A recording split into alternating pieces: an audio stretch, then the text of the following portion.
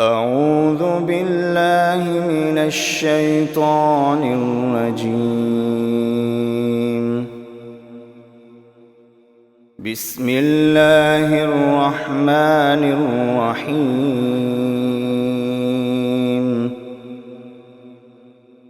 ولقد آتينا داود وسليمان علما وقال الحمد لله الذي فضلنا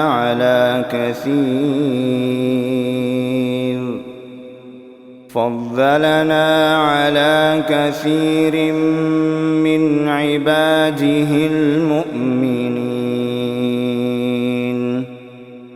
وورث سليمان داود وقال يا أيها الناس علمنا منطق الطير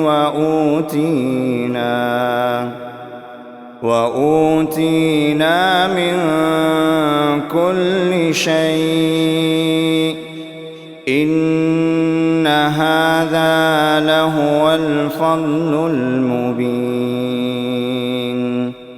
وحشر لسليمان جنوده من الجن والإنس والطير فهم يوزعون حتى إذا أتوا على واد النمل قالت نملة يا أيها النمل ادخلوا مساكنكم لا يحطمنكم سليمان وجنوده وهم لا يشعرون. فتبسم ضاحكا من قولها وقال رب أوزعني أن أشكر نعمتك التي أنعمت علي وعلى والدي وأن أعمل صالحا ترضاه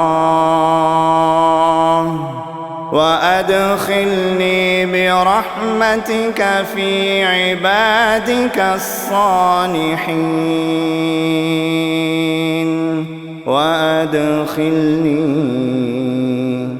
وأدخلني برحمتك في عبادك الصالحين.